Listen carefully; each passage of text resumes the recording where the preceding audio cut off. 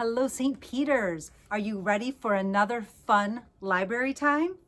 I know we are. Look at Daisy peeking over my shoulder. You better not fall, Daisy. If she falls down, let me know, okay?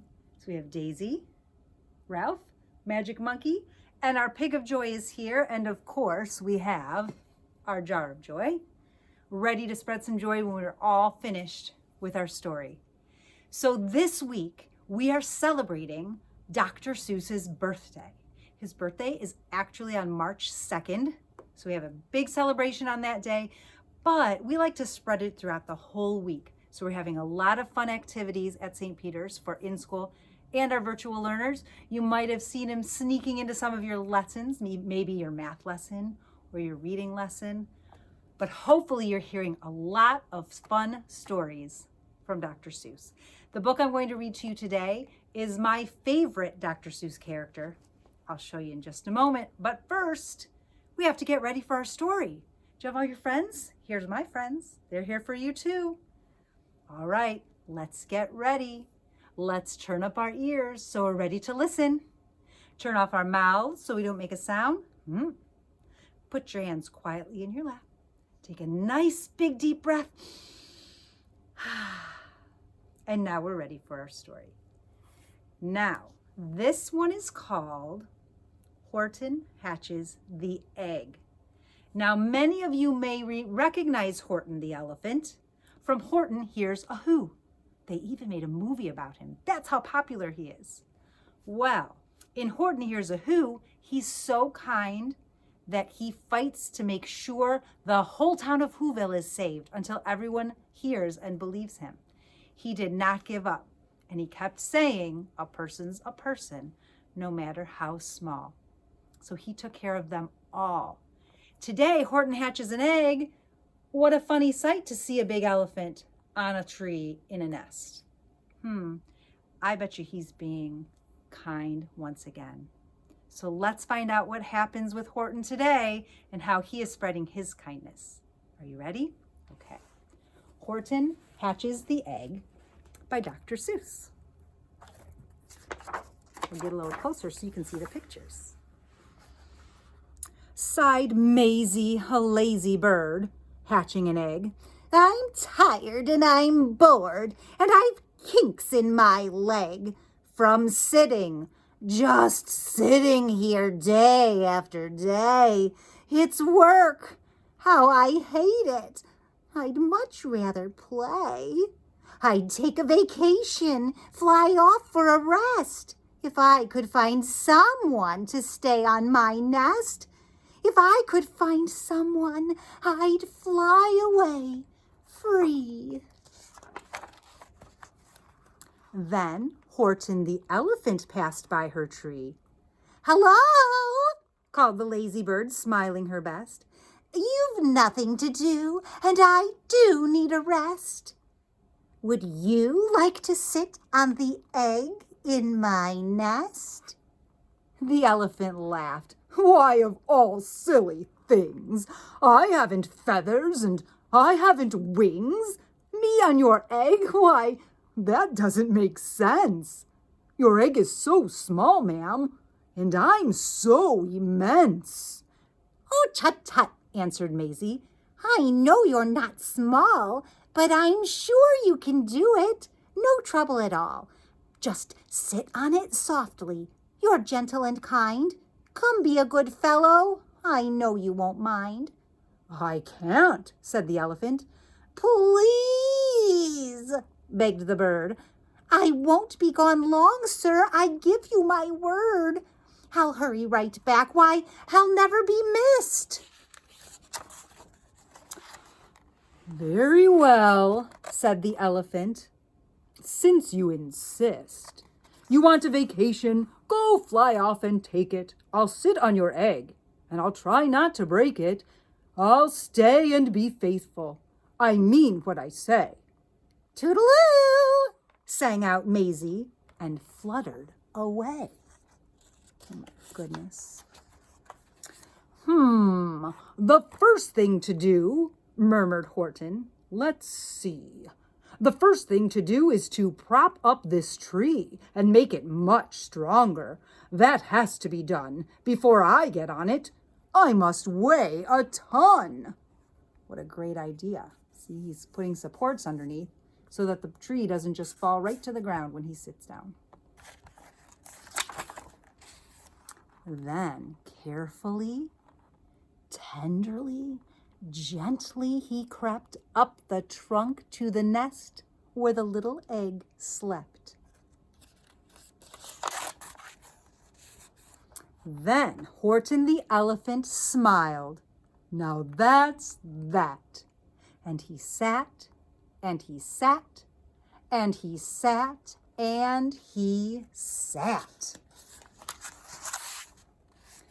Whoa, and he sat all that day, and he kept the egg warm.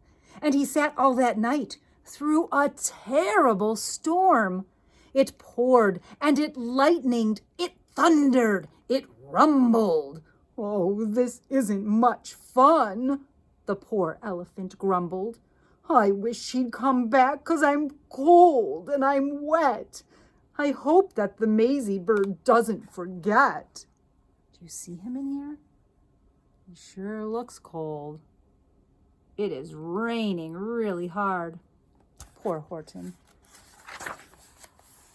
But Maisie by this time was far beyond reach, enjoying the sunshine way off in Palm Beach, and having such fun, such a wonderful rest, decided she'd never go back to her nest. Oh no. So Horton kept sitting there day after day, and soon it was autumn. The leaves blew away, and then came the winter, the snow and the sleet, and icicles hung from his trunk and his feet. But Horton kept sitting and said with a sneeze, "I'll stay on this egg and I won't let it freeze. I meant what I said and I said what I meant. An elephant's faithful 100%. Whoa, he's frozen. So poor Horton sat there the whole winter through. And then came the springtime with troubles anew. His friends gathered round and they shouted with glee, "Look, Horton the elephant's up in a tree." They taunted, they teased him, they yelled, "How absurd! Old Horton the elephant thinks he's a bird." They are not being very nice. They laughed and they laughed. Then they all ran away. And Horton was lonely. He wanted to play.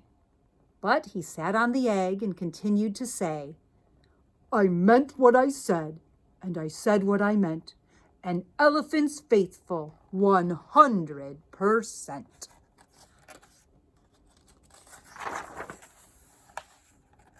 No matter what happens, this egg must be tended." But poor Horton's troubles were far, far from ended. For while Horton sat there, so faithful, so kind, 3 hunters came sneaking up softly behind. Oh no, do you see? They're behind him, that's his back. This looks like trouble. He heard the men's footsteps. He turned with a start. The 3 rifles were aiming right straight at his heart. Oh, I'm nervous. Did he run? He did not. Horton stayed on that nest. He held his head high and he threw out his chest and he looked at the hunters as much as to say, "Shoot if you must, but I won't run away. I meant what I said and I said what I meant. An elephant's faithful 100%. Whoa, that is very brave. But the men didn't shoot, much to Horton's surprise. They dropped their 3 guns and they stared with wide eyes. "Look," they all shouted, "can such a thing be? An elephant sitting on top of a tree? It's strange. It's amazing. It's wonderful. New. Don't shoot him. We'll catch him. That's just what we'll do. Let's take him alive. Why, he's terribly funny. We'll sell him back home to a circus for money." Oh, no. And the first thing he knew, they had built a big wagon with ropes on the front for the pullers to drag on. They dug up his tree and they put it inside, with Horton so sad that he practically cried. "We're off," the men shouted, and off they all went, with Horton unhappy 100%. Poor Horton. Up out of the jungle, up into the sky, up over the mountains 10,000 feet high. Then down, down the mountains and down to the sea, with the cart and the elephant, egg, nest, and tree. It's quite a journey. Then out of the wagon and onto a ship, out over the ocean, and oh, what a trip. Rolling and tossing and splashed with the spray, and Horton said day after day after day, "I meant what I said, and I said what I meant, but oh, am I seasick 100%. See how the waves are so big? And here's Horton on his nest. He's not looking so well. After bobbing around for 2 weeks like a cork, they landed at last in the town of New York. "All ashore!" the men shouted, and down with a lurch went Horton the elephant, still on his perch, tied onto a board that could just scarcely hold him. Bump! Horton landed, and then the men sold him. Sold to a circus. Then week after week, they showed him to people at 10 cents a peek. They took him to Boston, to Kalamazoo, Chicago, Weehawken, and Washington too, to Dayton, Ohio, St. Paul, Minnesota, to Wichita, Kansas, to Drake, North Dakota. And everywhere thousands of folks flocked to see and laugh at the elephant up in a tree. Poor Horton grew sadder the farther he went. But he said as he sat in the hot, noisy tent, "I meant what I said, and I said what I meant. An elephant's faithful 100%. Oh my goodness, Horton. We need to get that egg to hatch, don't we? Then, one day, the circus show happened to reach a town way down south, not so far from Palm Beach. And dawdling along way up high in the sky, who of all people should chance to fly by but that old good-for-nothing bird, Runaway Maisie, still on vacation and still just as lazy. And spying the flags and the tents just below, she sang out, "What fun! Why, I'll go to the show." Oh, Maisie.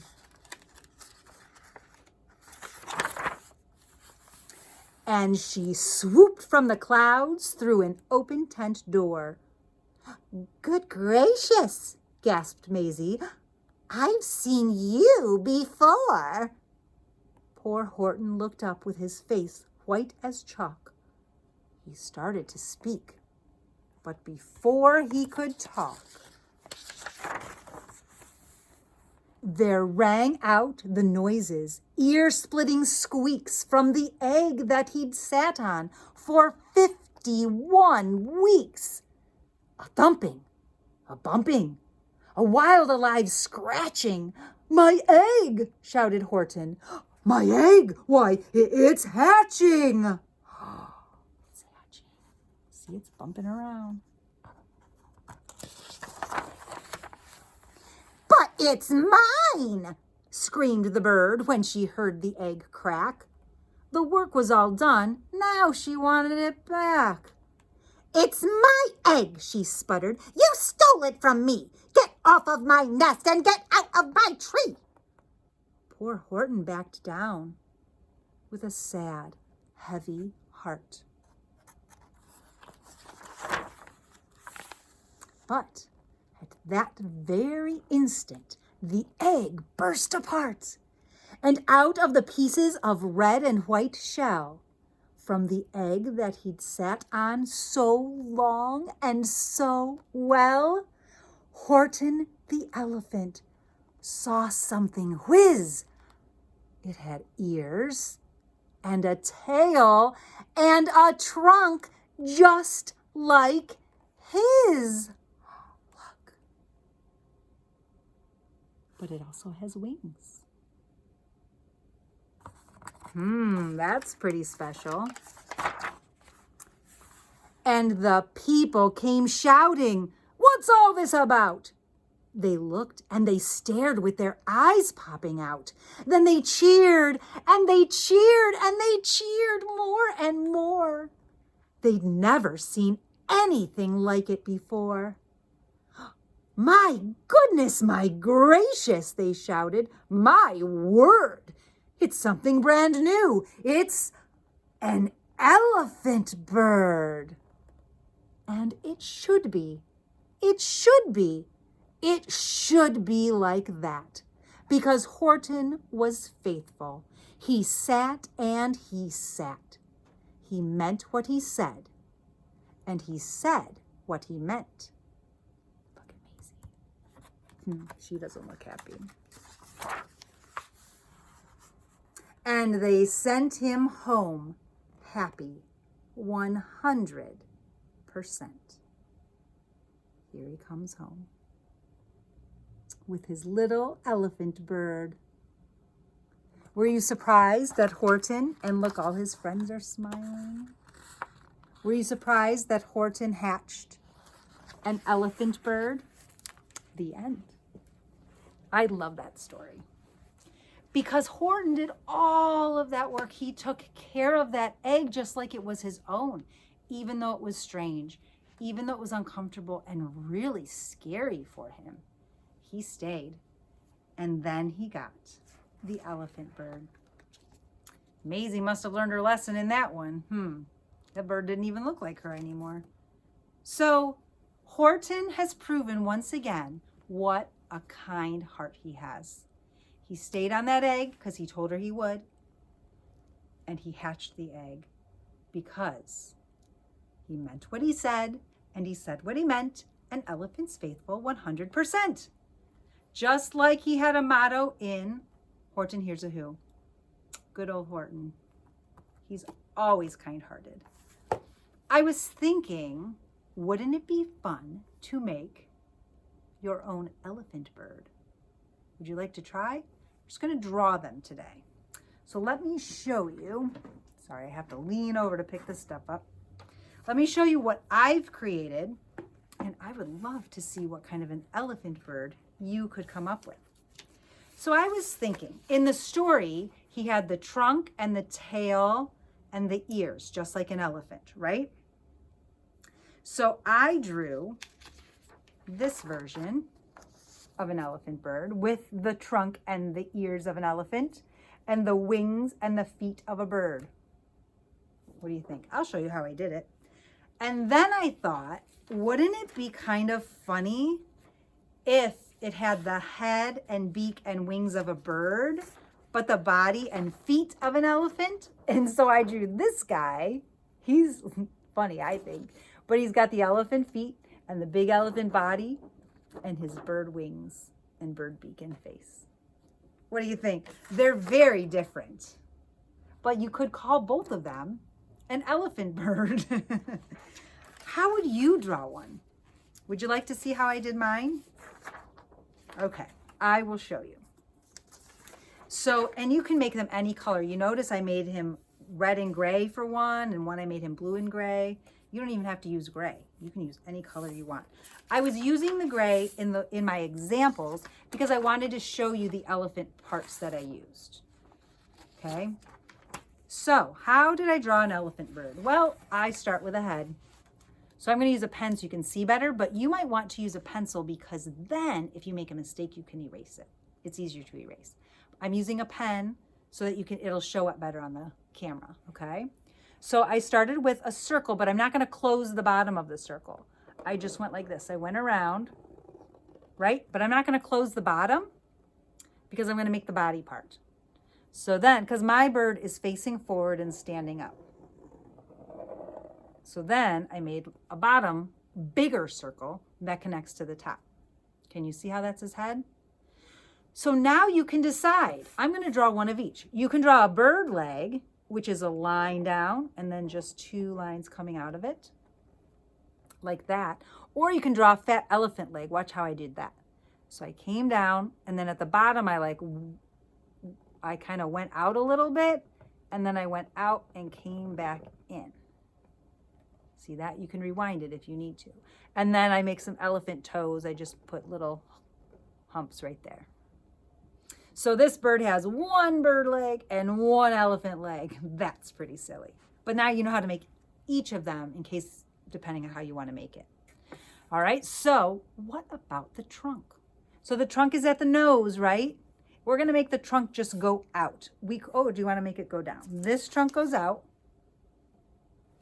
So for this one, I started here and I just went bloop and went out. Let's do that. All right, so I'm going to start here. I'm just going to go out, and I'm just going to kind of like make it a little bit wavy, like a trunk might be. And then at the end, I come back and follow my same path. So there's my trunk. And then when I color it in, it will cover up that line. Okay, that looks like a trunk, I'd say. What do you think? All right, now we need some wings. We can have a wing that's kind of flat down to the body, or we can have a really far out wing that's ready to fly. How do you like that? You can make your wings any way you want. So this one looks like he's got one arm out and one arm's kind of down. Okay, so what else do we need on our bird? Well, we need a smile. Our bird should be smiling. I'm gonna put a smile right here by his trunk. And he needs some eyes, right? I'm gonna make mine smiley eyes. So I'm gonna make two circles. And I'm going to make a little circle inside of each one for his pupil, right? And then I'm going to give him some eyebrows because I think sometimes when you put eyebrows that are curved like that, it makes them look happy. Okay, so now our bird has wings, but he needs some elephant ears, right? You could leave it like this if you wanted and put few little bird feathers on the top, a few stripes.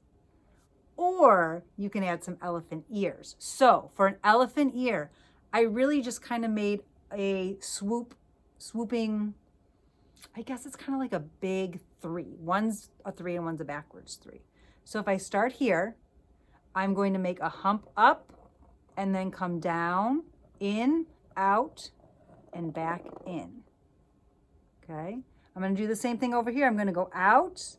I'm going to come in a little bit. This side looks more like a three. Swoop out and back in. See if you can do it. And guess what? Yours might not look like mine. Yours probably will look better than mine. But it's yours. You're creating your own elephant bird, and you might have some different ideas. Maybe you don't want your elephant bird to have a big trunk. Maybe you want it to have big ears and just a beak. You could do that, right?